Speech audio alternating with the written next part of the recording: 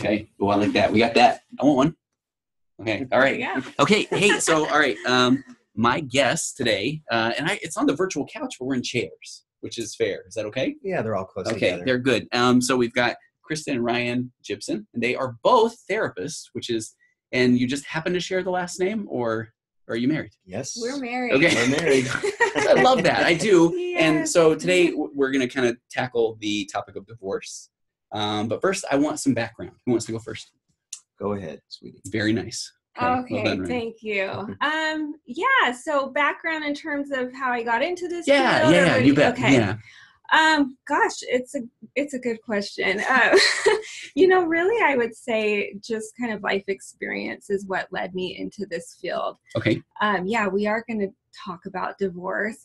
Ryan and I, we've both been through divorces. We are married. We have a big blended family now. It's crazy. We have 7 kids between us. Wow. So yeah, I came into our marriage with 4 and Ryan came in with 3. And so we're managing all of that right now. But yeah, kind of the backstory of that is, and kind of how I got into this field was, I didn't plan it. I really didn't plan it. I grew up here in this area, went off to college, and where'd you go to school? I started at BYU, Idaho, at Bricks back then. Yeah. And so I met my then husband, and we got married, and then went to BYU, Hawaii, actually. Oh, wow. And then, okay. All right. Yeah. And then he actually finished at BYU, and I was at University of Utah. Okay. But so we What would you study back then? So my major was English, and that's a whole other story as to why that was my major. I won't go into that. Okay. But yeah, so we finished college. We kind of mapped out our life together. We started having kids after both of us graduated. We had 4 kids. He kind of, he has this career that's very exciting. We moved around for a long time. We did a lot of traveling, which was, great in so many ways. I thought this is the greatest life ever, because, I like to do different things and be adventurous. And we did all that, and we had our family.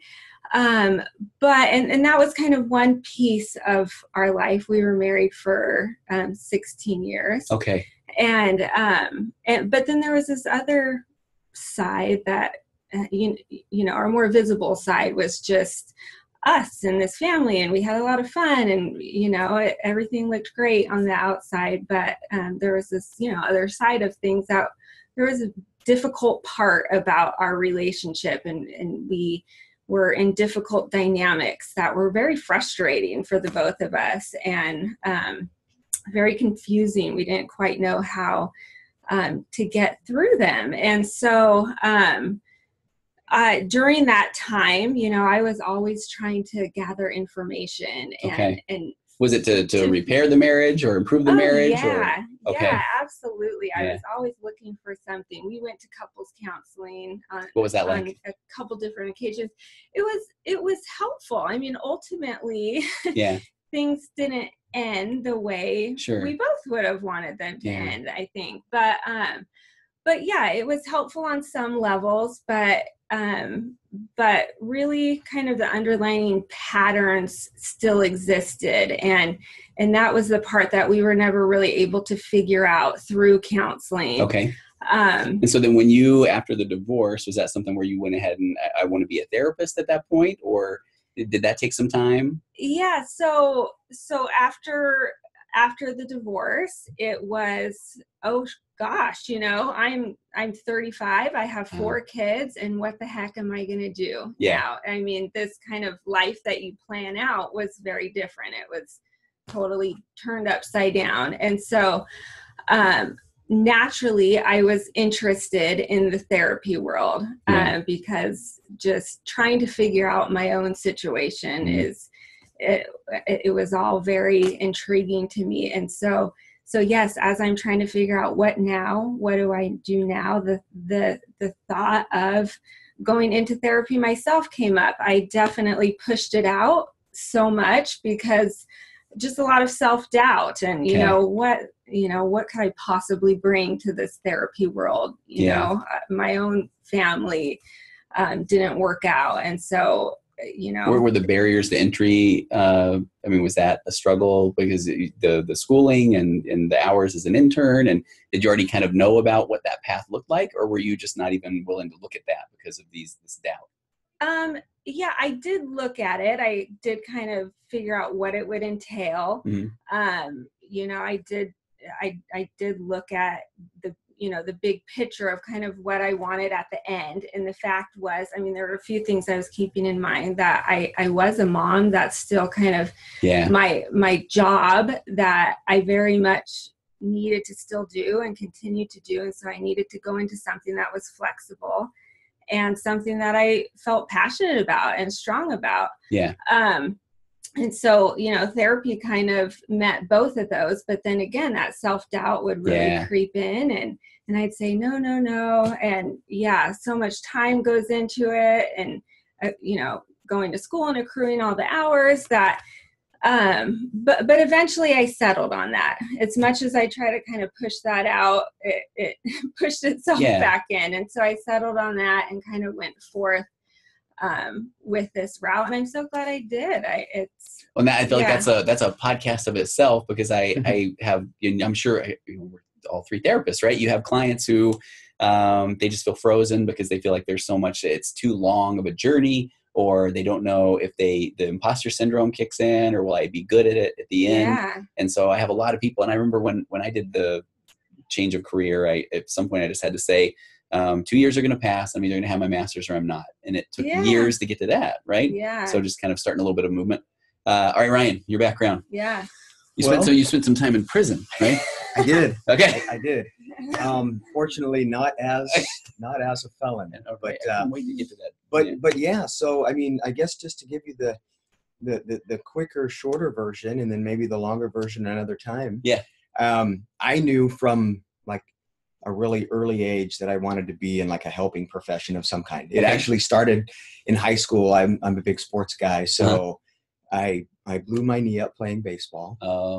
Went to months and months and months of physical therapy, and it was in that class that I really sort of was drawn to. It was the knee class, right? And my physical therapist's name was Al, and I just really sort of appreciated the camaraderie that everybody had in the class and the way that he was helping people get better. Okay. Fast forward to college, and now I have to take pre-med courses. This is at BYU.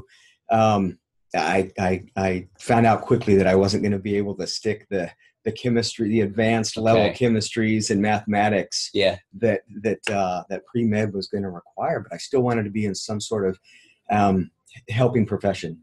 And so that led me in the direction of sociology and social work at BYU. And after finishing BYU, I went through the Masters of Social Work program at Long Beach State. Oh, and, all right. Is that by the beach? By the beach, right by the beach. In fact, you've done college in Hawaii, right? Right. You got Long Beach. Why are you here?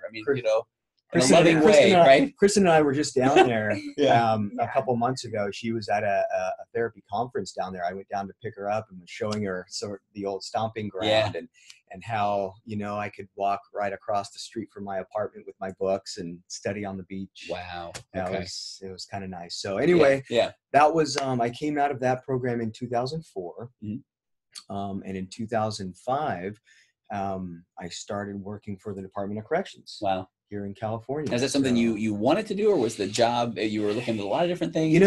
It wasn't necessarily the job that I was looking for, but I was still in Southern California at the time, and I wanted to get out of there. Okay. The traffic was unbearable. Yeah. A lot of good things, but I missed. I'm from up here in Northern California, and I missed the open spaces and and the green and the trees and stuff. So I started looking for some different jobs, and I saw a flyer for an available position that was in a place called Ione. And I didn't, having grown up here, I didn't know. I didn't know where Ione was. Yeah. So I brought it up on the map, and had to zoom out and zoom out until I saw familiar looking places. And then I saw though that, oh, it's out there near Jackson and Sutter Creek. Oh, okay. So it was with the Department of Juvenile Justice, which formerly it was the CYA before, Oh, Youth okay. Authority. Yeah. But it's all under corrections. And I thought, oh, I can commute there from a place like Folsom, probably in 45 minutes or something. So that's what I did for the first 6 years in corrections, is work with the juveniles. And I love working with like the teenage population. I just feel like there's, I'm able to just form some good connections there. And, and in corrections too, you've got some folks and some teenagers that have gotten themselves into some pretty big trouble. Yeah. But they're still amenable to treatment and to change. And it's really fulfilling to see, some of those young people turn their lives around. Okay. And so unfortunately, because of California budget problems a few years back, they started closing a lot of the juvenile facilities, and where I was at, it's called Preston, was one of the ones to close. And so I had to transfer over to the adult side. Okay. So working with adults in corrections, a little bit different, but still, you still get some that will come to you and be wanting to, to make a positive change in their lives, whether it's because they're getting out soon or because they just want to be a better person, even though they're going to be incarcerated for the better part of their lives. But like I said, some do. I mean, do you feel like are you working with a lot that it's the mandated client? Some do. And and some are coming in because they're mandated and they have to, and to them, it's more a case of, just sort of breaking down barriers and seeing where they are and seeing if we can move them from, not thinking about making any kind of changes at all to at least thinking about it. Okay. Moving through some stages of change or something. I realize I'm about to have the interview with you. I want to know all about, like, all right, we got to have you back. I know. One, right? I'll come back. Yeah. And so I just, to finish that off, an opportunity, came up now to work with Kristen out in the community. And I jumped at it. I was really excited about that. And to be able to, kind of collaborate and work together and for me personally to see a different kind of client, out in the community again now, but to have that perspective that working in the prison for so long, brings and gives too, to hopefully pass that on. So you guys, I mean, and I've worked with Kristen before. We've referred clients back and forth, which has been a lot of fun. And I knew that you worked in the prison system, but I had no idea that you guys now were, you had jumped into private practice together, which is pretty unique. Yeah, it's fun. We're excited. And so then I have an elephant in my room up there, right? Not that I'm about to drop some incredible thing here, but so both having been divorced, what is that like? What does that bring to therapy? I mean, because that is something, if I'm being all vulnerable and nice, cheesy therapist words, sometimes I will have clients say, well, you wouldn't understand, if you haven't been divorced. And I understand that. I empathize with that. But do you feel like it does give you a different perspective as a therapist? Yeah, I mean, I do. I think it helps with the initial connection. I don't think, obviously, that there can't be great connections if you don't share that experience, because there's a lot of, everyone's experience is different. And so, yes, I have been through divorce. So has Ryan. We have a lot of experience now blending families. So we have all that, but everyone's experience is so personal to them. But yes, I do find that it's comforting for clients. It's comforting to clients to come in and especially in those initial sessions when they feel so disoriented and their life is kind of taking a turn that they, most people don't plan on this and don't necessarily even prepare for it. And so when it happens, it feels, it's so scary. It's so disorienting. And so to have someone, really to say, look, I get this. I see where you're at right now, and you won't feel this way forever. Okay. And it feels like this right now. And it feels like you might never be happy again, but hold on, hold on. And so if anything, it's just holding a little bit of hope for them as they come in feeling pretty hopeless at that juncture in Okay. their life. I love that because Yeah. I do feel like I get the question of, can you at least tell me that you've seen people that are in my spot and they get better? Oh, And yeah. that, breaks my heart at times, right? But so you can add that, hey, it does get better. Yeah, it does. And as it relates to, working with people who are going through that right now at the time, Kristen and I, we were just talking about it. It makes me feel a little bit like that parent that's been through something that your teenager's going through now, and speaking of a place of experience and, maybe some wisdom, that, hey, I know that what you're experiencing or going through right now is very hard, but it will get better. It won't be like this forever. And so you kind of feel like you at least have that place to speak from. And I think that's very real for people to sense and to feel from you. And, because it's real and because it's a shared experience, it's comforting, like you said, to them too. So I'm kind of curious that we can go a lot of different directions, right, with the interview, because I want to, and it's a tricky subject because do we kind of talk about what that experience was like for you, the emotions that you had? Do we can kind of normalize what people are going through? And then I have questions about just kind of where I'd love to go is talking about co-parenting, blending families. What's that like? Yeah. And I'm curious, but I know that you guys are both so kind people that I'm not trying to say, hey, can you rat out your exes? So that's not the goal, right? Yeah. But I mean, I am curious, just kind of speaking, and maybe you can speak in general terms of, do you feel like, in speaking to people that maybe are in a challenging marriage now, was it hard to get a spouse to go to couples counseling? Or, what's that like? Is that a pretty vulnerable time? Or what was that like for each of you? Yeah. I think in my situation, no, it wasn't hard. I think we both genuinely wanted some different things in our relationship. And so going to counseling was an effort to get that. And so, I think a lot of times, and I see a lot of couples come in where one's a little more invested than the other. Yeah. And sometimes it flip-flops where then one kind of backs off and feels, this is, nothing's going to change. This isn't going to work. And one of the partners is holding more of the hope and we can do this. And, and so it's wonderful when both partners come in, both feeling hopeful. But that doesn't have to be the case, right? It doesn't have to be the case. And so, I mean, personally speaking, I think we both, most of the time, were willing to work on it and to give it another shot. I mean, obviously it did end. Yeah. But I like what you said, though. I mean, at least you knew that was a mechanism to see if things could change. Yeah, absolutely. Because I feel like a lot of you guys have such a unique perspective of both being therapists and both being through divorce. And I know there's going to be a lot of people that are going to listen to this podcast that are either they can't get a spouse to go.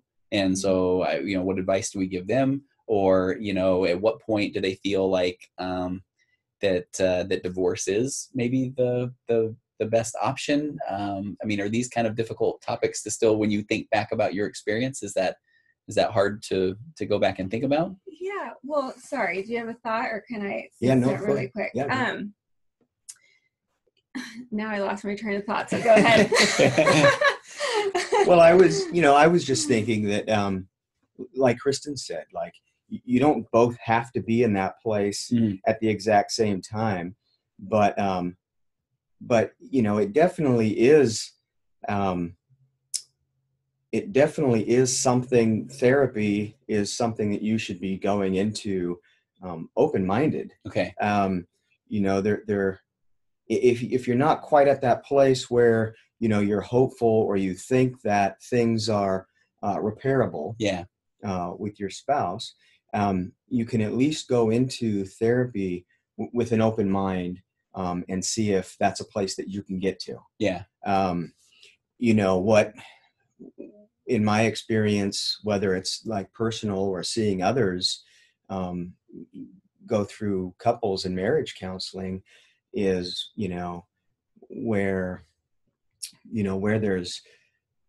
there's issues that are causing the problems in the relationship, And those things just continue to go on or to happen. And there's not an open mind to the counseling, you know, and you're just going, but you're going and you're sort of going through the motions in that, you know, and only one of the partners is invested, you know, then it's almost like a exercise of futility. Yeah, it's a foregone, you know, conclusion sort of. But thing. But I still feel like sometimes it's part of the process that has to happen, right? Yeah. And that's unfortunate, but I will sometimes have this theory where I'll take it. I mean, even if I'm getting a guy that's coming in and he's in essence, he's checking a box. I mean, at least give me that opportunity to show him that this isn't going to be a horrible situation. I'm not just going to yell at him the whole time, or they're not just going to have some referee that's going to tell one of them that they're wrong. Right. Yeah. Absolutely. And there's always, I mean, so much of couples work is individual work in each partner, right? And so there's always, if your spouse isn't in that place and as invested, there's always, you know, things that you can be improving on or finding your part of the dynamic and shifting that and so that always exists until kind of what Ryan is suggesting, where one partner decides, you know, I'm not going to do this anymore. And I have given up and I'm not changing my mind. At that point, there's not a lot you can do. Right. And then what's that like with the, you know, with the kids? I mean, what does that feel like when you're in that spot? I mean, and I think what I want to hit here is there is that a lot of people say, well, we'll just stay together for the sake of the kids. Right. Yeah. Your thoughts? Oh gosh. I mean, honestly, and I never know how we talk about this, and I never quite know how to say it, because I think both of us feel this way in terms of, you know, this is not the ideal scenario, right? Yeah, right? It wasn't the goal going in, right? I mean, we're in a very happy relationship and it's so wonderful in many ways, but sometimes we look at each other and go, gosh, does anyone think this is a good idea? I mean, yeah, sure. And that's just being real, because it's hard on the kids. And so I think it's a last resort, right, to break up a family, because there are so many ripple effects that you can't even comprehend or understand or anticipate for when you're making those decisions in terms of how it will affect the kids in 6 months, 1 year, 5 years, 10 years. I mean, these are just all unknowns that are scary. Sure. And so I mean, personally, I think doing that work in terms of keeping things intact is obviously worth the effort. Absolutely. Okay. But as we see, I mean, the divorce rate is, I don't know what it's at, but it's high. And so there's a lot of, I mean, this is happening out there, and that group of people needs a lot of support too. And I realize that some of the things that I might say, and again, maybe not having gone through it, might sound a little more direct or blunt, but I feel like I have a book on my shelf that says The Truth About Children and Divorce. I don't know if you guys have seen that one, but it shows both sides of the coin. But it also has, there's some research that's out now that if kids are in a home where the relationship is bad, where the parents are angry and they fight all the time, that, you know, but then people say, but we're going to stick it out for the kids' sake. That's modeling not a good relationship.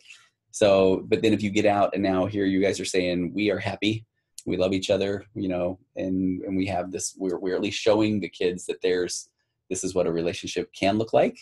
That's a positive thing. Yeah. I think there's pros and cons. That's what I was thinking as you were talking, and when you said, you know, staying together for the sake of the kids, like I was thinking those exact same things. You know, you could, you know, try your hardest to make that work through counseling, through working together, communication. But ultimately, if the relationship is very dysfunctional or if it's abusive, you know, and that's what the kids are experiencing on a more and more frequent basis, then that becomes very unhealthy Yeah. for them, for everybody. And so I think it's at that point where, individuals decide, this is sort of last resort, nothing that I wanted this, relationship to come to, but, for the sake of me, for the sake of the kids, and make that, I like what you're saying though, Kristen. It's still going to be hard though, right? It's going to be hard. Talk about the co-parenting though. 7 kids. What's that like? It's a challenge, but that's the other thing. I mean, so the blended family and the co-parenting that offers its own unique set of challenges. Mm-hmm. Most of them are, a lot of them are, just logistical challenges, sure. And and it's like, and the kids, sometimes it's hard for them to, to have to go back and forth between households and stuff. Ideally, if the different households are close enough, it can minimize the impact that they feel there. But on the plus side, they're going to close the blinds. Oh yeah, yeah. Keep going though. Yeah. So, but I was going to say on the plus side, they are getting that that picture of a healthier relationship, between a husband and a wife, and parents, and there's not those, there's not the knockdown, drag out fights between the spouses all the time that maybe they were witness to before. Sure. And and so in that sense, it's a lot healthier for them. Do you think that a lot of people, whether you're seeing this professionally, and again, I think at this point we don't have to say, I don't want you to feel like you're saying anything negative about what your situation was like, but do you feel like a lot of people are hesitant to even date somebody is it hard to go back into the dating world knowing I have 3 kids, I have 4 kids, go back to that, the imposter syndrome, complex. Do you worry that no one's going to want to date me because of that? Or do you remember feeling any of that? I did. Did you? Absolutely. Yeah. I thought a few things. I thought I don't ever want to date again. Okay. Just because I knew that would be difficult. Mm-hmm. I knew getting remarried would be a challenge with 4 kids. And I thought, I'm 35 with 4 kids. Who's going to take that on? Right. Yeah. And so it wasn't something I really thought would happen for me again. Part of it too was I was so busy. I went back to school. Yeah. I was raising kids. I wasn't even thinking in that realm. Ryan and we met at church. We attended the same congregation at church. Yeah. And so we knew each other for, a year and a half before we ever spoke. We never spoke to each other. Okay. Because we... Ryan, come on now, right? When it's my turn. Yeah, I know. I want to hear about that. Yeah. No, and I think that was part of it. Well, I don't know. Maybe we're just not very friendly for one. But I think there was a lot going on in terms of we knew we were the only single people. Oh yeah, was everybody saying, "Hey, you guys know each other, right?" I mean, none of that was happening. None of that happened. It was How dare weird. that?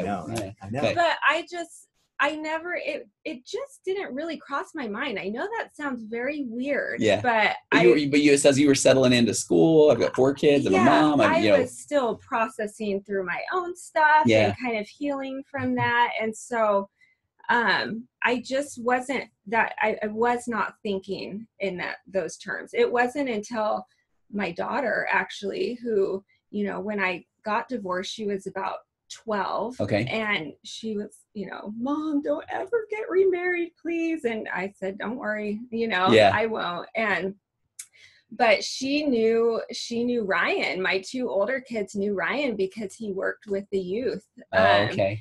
And so my daughter, after knowing him for a year and a half or so, and again, we had never spoken, she's like, Mom, you should marry Ryan Jibson. He's so cool. And so that was my first thought, like, maybe, if my children are saying that, maybe we should have a conversation. So anyway, what do you have to say before that though? I'm dying to know, Kristen. So you knew of him, you knew he was single, you knew there were 3 kids. was there any part of you that was like, oh, don't even come near me? You know, you single guy, was there any part of that? Well, Are you ready for this one, Ryan? Do you know the answer? Oh yeah, to this? no, I'm ready for it. But Okay. I know the I answer. kind of think we had the same thing where I didn't want to talk to him. I didn't want him to think that I was like trying to come on to him. And I think you felt the same way. Did you? Yeah. Oh yeah. Is that what it was? Yeah, that was definitely. That's why I put my hand up. Like that's my story. Okay. Like you know, being there with in church, and where you know pretty much the only single people. You know, so your circumstances are a little bit different. Sure. We probably weren't the only ones, but you know there weren't that many. Yeah. You know, and I still considered myself sort of like a younger person. Had my 3 boys, and you know, and we were just staying very busy, you know, doing, you know, carrying on with normal life as best we could. But I honestly felt like, oh, if I go and talk to any girl that's single, then there's going to be all these eyes that are going to be like, oh, look, he's hitting on, you know, how cute, right? Or look at this guy, or I guess he'd be taken anyway. Like, what a creep, you know? Or yeah. Okay. Oh, he's making his move, right? You know, or whatever. Yeah. And I'm pretty shy and reserved, actually. Yeah. And so yeah, I wouldn't. That's what kind of kept me from doing that. Year and a half. I know. It's crazy to think about. Were you, but now I feel like I'm jumping in a couple sessions. No. So tell me about, were you aware though? I mean, were you like more aware of Kristen than anyone else in the congregation? I mean,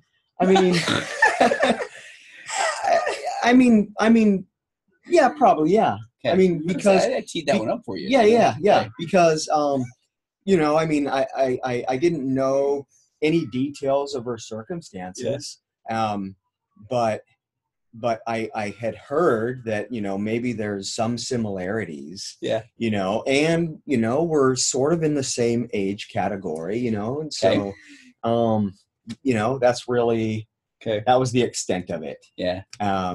When did okay. Yeah, I'm slightly offended. Okay. Because I know the same way I said I teed it up, I wanted to say I pined for her for a year. Exactly. Right? Like, I mean, every week I couldn't wait to get to church to take a peek. Or so there was none of that. So if I can backtrack a little bit, if I can salvage any of it, you know, I will say I did have that moment, you know, like after we started talking where it's like, you know, how did I miss that for so long? Okay. Right. Okay. Yeah. And Kristen, you asked me earlier if I ever edit stuff out. You know, I could edit where it all was. Yeah. Okay. Yeah.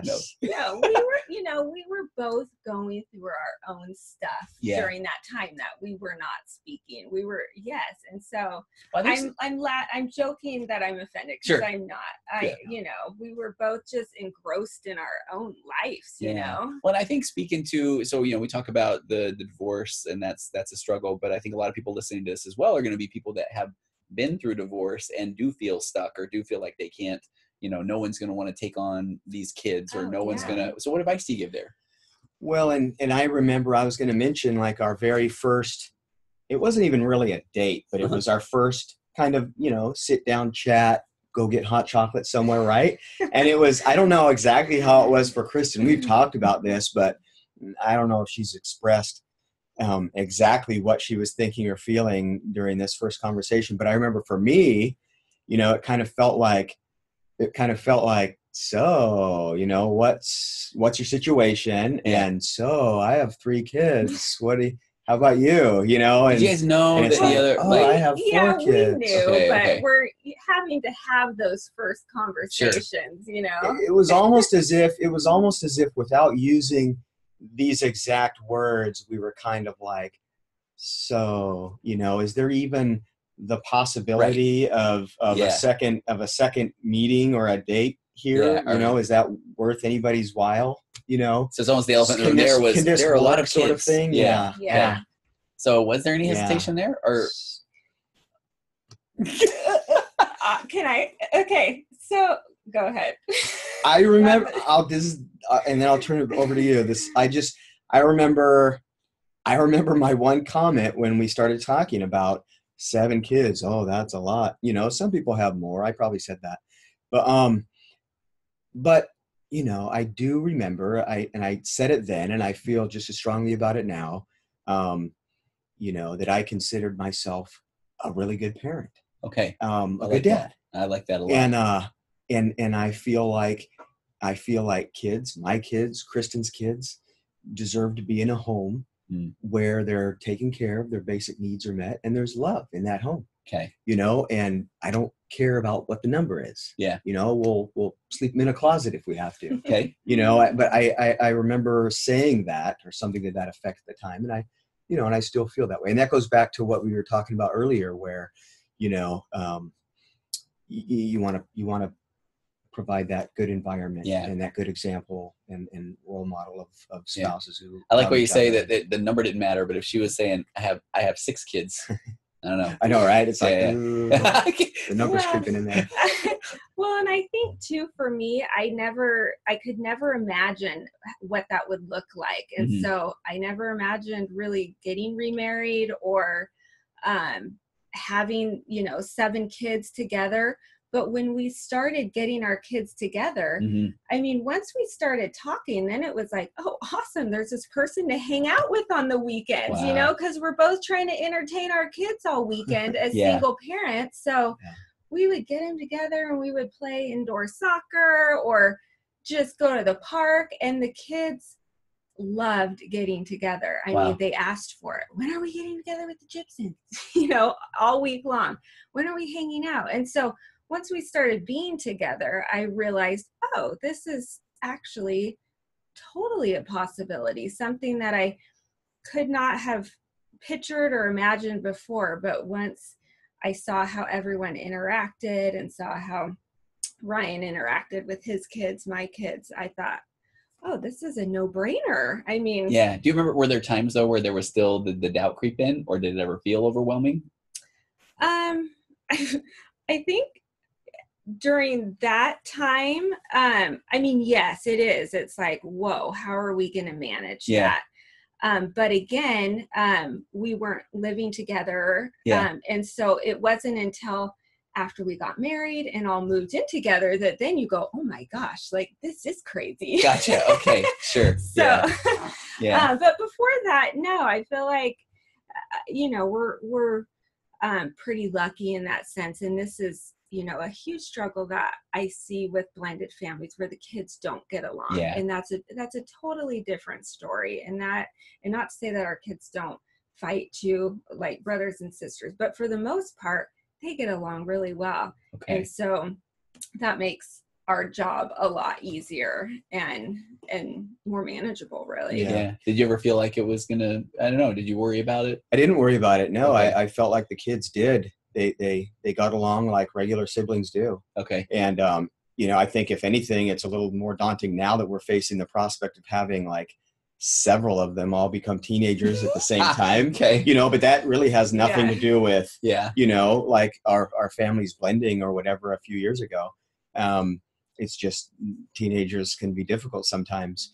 But I do think it's important also for folks that are in, you know, similar situations to really have a keen eye and awareness on how their kids are doing. And if there are other kids on the other side, to see how they interact with each other, to see how they interact with, you know, with the step parent that's going to be coming in.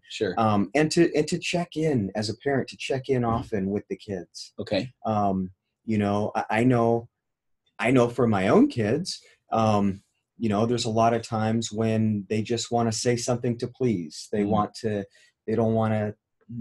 say something that might sound upsetting to their parent, you know, and so it's important to, you know, not just be on the surface with those conversations, but really check in with them and see how they're doing and see how they're feeling about, you know, what you're doing. What was that like when you guys were getting closer to marriage? And did you have those conversations with the kids, you know, your own individual kids? And was there fear that the kids would say no, you know, or did that just go smooth?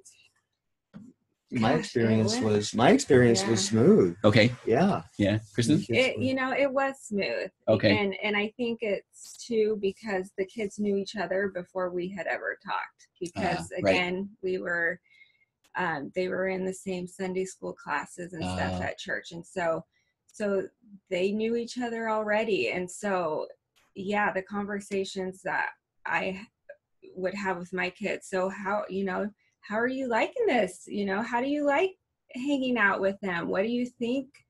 Would you be okay if with the possibility of us getting married? They were very excited. Okay. I think they didn't really understand either all that entails. Yeah. What would follow after the dynamics? Exactly. Yeah. It's the same thing where there's kind of this honeymoon phase for everyone, including the kids, because it's like, oh, now we have all these new fun people to hang around, and then you live with them, and then if I say, okay, put your therapist hat on, you have a client that's in there, and their kids maybe the kids don't get along, or a kid says, no, I don't want you to marry that person. What do is that harder or easier for you as somebody who's gone through that and that transition was smooth? And, how do you work with that? Or have you run into that? Yeah. Yes, I think, and again, this is where it goes back to everyone's situation is so individual. Mm-hmm. And so it's hard to really kind of generalize. And so, yes, I've worked with a lot of clients, and they have very different scenarios where maybe, one partner had children and the other parent doesn't. And so then that's a whole dynamic that's interesting and more difficult. Or yes, the kids don't get along. And so, really, I think it's the biological parent of those children to like what Ryan is saying, is to check in and to have those conversations and really help your kids through that every step of the way, because there are parents who, will decide, this my child might not be super thrilled, but we're going to do this anyway. Absolutely. And that's in that thing where I was going, that's okay. Yeah, and that's okay. And we're going to work through this as we go. And that might mean that we get our child therapy of their own to work through some of those issues, because, this is really hard for kids. But Ryan and I talk about this all the time. They're also learning these great life lessons. I tell we both tell our kids all the time, you guys are going to be the most amazing roommates, because sure.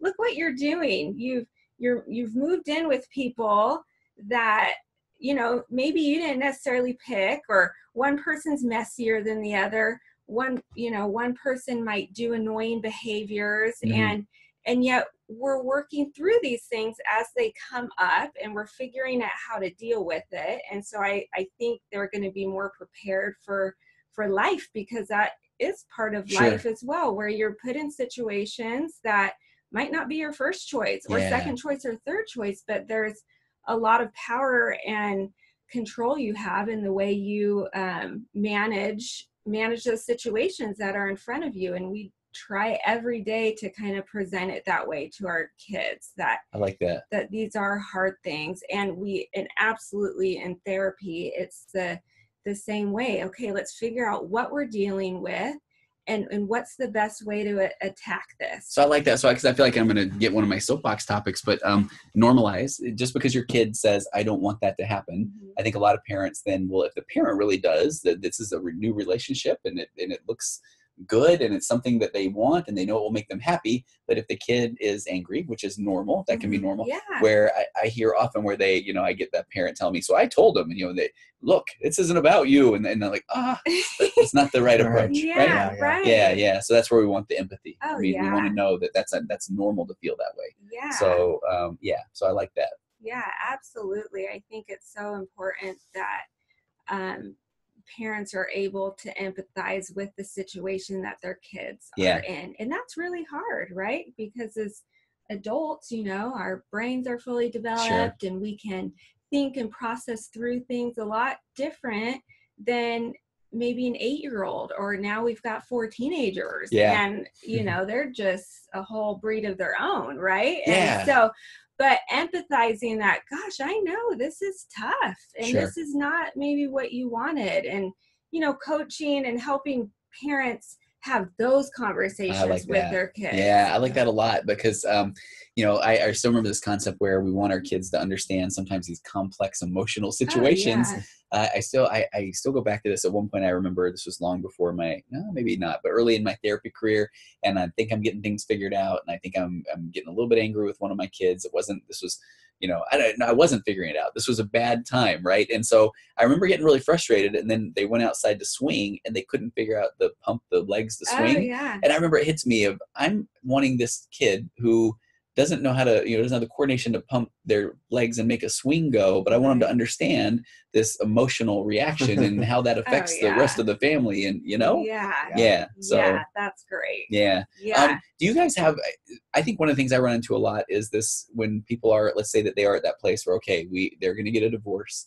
And then I go into what's that going to look like mode. And especially with regard to co-parenting. And you know, and usually they'll say, you bet we're going to do what's right for the kids. We're going to put all of our own stuff aside. And then when divorce happens, then that doesn't always play out. Yeah. Advice, thoughts on co-parenting, how to make that better, smoother? Yeah, that's a tricky one. Okay. Yeah. I mean, it's a tricky one. Those are my hardest clients, honestly. I work with a lot of couples, which are, you know, couples can be very difficult, right? And then co-parenting couples. That's a whole different ballgame it's too, a whole different right? Ballgame. Yeah, and it's tough. And you know, I think it's a lot of helping them shift perspective, right? And shifting a way of thinking about how they're going to go about this, because yes, there's so much emotion involved at the beginning, so much. And trying to really cut that out as much as possible, that whole emotional piece, and helping them see that this is a completely different relationship that you're going to have with this person, that you're used to being emotionally involved, emotionally connected. And the goal when you're married is to help each other see things from each other's perspective and validate where they're coming from and those things. Where that's not what we're doing in co-parenting. It's transitioning into more like a business type relationship. And I have this conversation a lot with my co-parents that now you guys are in business together. I like that. And you're business partners. And business partners aren't talking about their past hurts and who did what to who and why you guys are in this situation all the time. It's energy that it's not productive. It's not going anywhere. And the kids are picking up on it. And the kids are picking up on it. And so in this new business relationship, you're in the business of raising healthy children. And when you can get them to see that ultimately both of them generally have the same goal, and that is to raise happy, healthy children that have the least amount of emotional damage from this divorce situation as possible, so that they can go out and be productive adults and have healthy relationships of their own. And, you know, you can generally get them to agree on. I like that when you shift that whole paradigm, right? Yeah. So then, or do you have some, and I'm putting you on the spot, I know, but in that business relationship context then, because I'm already thinking of, okay, then we're not going to talk bad about mom or dad, right? I mean, because all of those things that now, do you lay out those kind of rules of engagement? Yeah. Okay. What comes to mind? It's rules. Yes. Yeah. It's, you don't ever talk bad about mom and dad. And there's a lot of kind of psychoeducation, right? Because people don't go to class on how to get married, let alone get divorced. And so a lot of people really just don't know that what they are doing is truly affecting their children in negative ways, and really affecting their own relationship with their children in negative ways. And so it's sharing this information with him or with them, that when you talk badly about your children, it directly affects them. They literally see themselves as half mom, half dad. And so when you are putting down dad in front of them, that hits their self-esteem big time. I love it. Okay. And so I don't love that, but then preach it, right? This is good. It helps them understand that piece of, oh, I'm hurting my child when I'm saying this about dad, that this is this is not about what I feel about dad in the moment, but do I want to protect my child and build their self-esteem or tear it down? And so when they start thinking in those terms, and gosh, we had to go through it too, where you have all that emotion, and it's a process of getting that aside and just recognizing that our common goal here is to have healthy kids, because we don't want to be paying for therapy for them for the rest of their lives, right? and then they don't have to move back in. Yeah. Right. That is a long-term investment. Okay. It is. Talking about business transaction. So it helps when you can shift that perspective. Sorry, I've been just... No, I can listen to that part too. I mean, because I feel like I almost want to say, okay, this part where we are saying to those listening that there is no productive way. There's nothing productive about saying negative things about your ex in front of your kid. Zero, right? Zero. And even the passive aggressive stuff, or, well, you should have seen what she said to me. Nothing. Yeah. No place, right? Yeah. There isn't. Okay. It doesn't do any good for anybody. Right. Yeah. And do we go as far as to say, and it's okay to even say something nice? Oh, absolutely. Yeah. Right? Yeah. No, like Kristen said, like the relationship is a business relationship now. And that's a business partner in that other household. And there's a common goal to raise, good, well-rounded, productive, well-behaved kids into young men and young women, right? Yeah. And our product that could pay for our retirement home someday. That's right.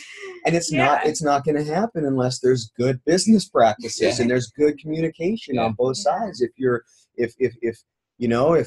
one of you or both of you are continuing with the negativity and the negative attitude and the negative speak, or undermining the other parent, it just is destructive to the whole process. And like Kristen said a while back when we were talking about divorce and the unfortunate reality that is, and how oftentimes there can be consequences that happen so far down the road. Yeah, it can be very easy for people to fall into that blame trap. Where, I bet that my kid's dropping out of school because of divorce, right? Because of my divorce that happened 5 or 10 years ago. And you really have to guard against that. Yeah. And so you're saying that if we go into it, divorce happens, you're kind of there, and it's now at that point. Then if we're raising the best kids we can,